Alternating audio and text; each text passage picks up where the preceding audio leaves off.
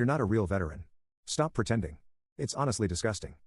Karen's voice rang out like a slap across the face in the middle of the HOA meeting, every head in the room snapping toward her as if pulled by gravity. The community center's fluorescent lights buzzed above us, but it was nothing compared to the silence that fell after her accusation. Update 3. The base's legal officer laughed when I played the tape. She doesn't realize that impersonating a government investigator and trying to obtain classified personnel details is a federal crime, right? I simply shrugged. Karen thinks she's starring in some Netflix drama. I'm just letting her write the script so we can deliver it in court. I returned home and found yet another violation notice stuffed in my mailbox. This one claimed my service dog had damaged communal landscaping. It included a blurry photo of some dirt with a caption, "Unauthorized canine activity." I actually laughed out loud. The dog in the picture wasn't even mine, wrong breed, wrong collar, wrong everything. Karen was now grasping at straws soaked in gasoline. I decided it was time to move forward with the final phase of my response. That night, I organized all the files, reports, screenshots, and recordings into a digital binder.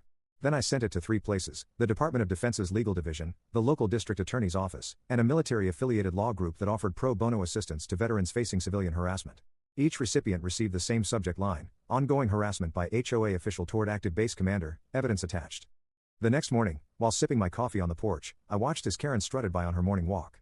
She spotted me and paused, clearly trying to gauge whether I'd crack. I gave her a polite nod.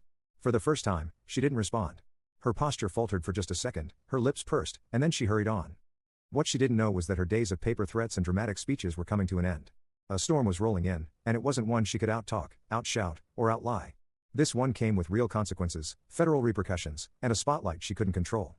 The commander she mocked was no longer sitting silently in the back row.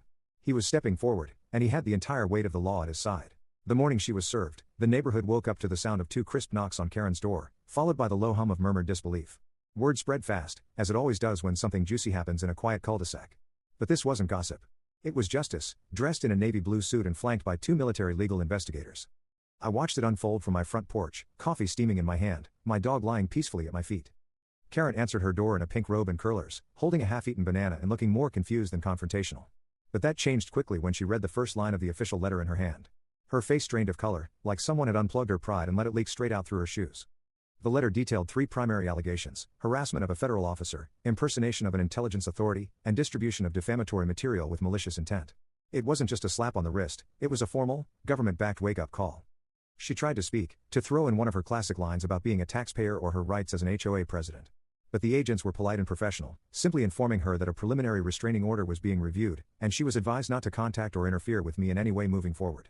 That moment, the one where her empire of flyers and petty threats crumbled before her eyes, was more satisfying than any public apology ever could have been. Later that afternoon, she made a clumsy attempt at damage control by calling an emergency HOA meeting.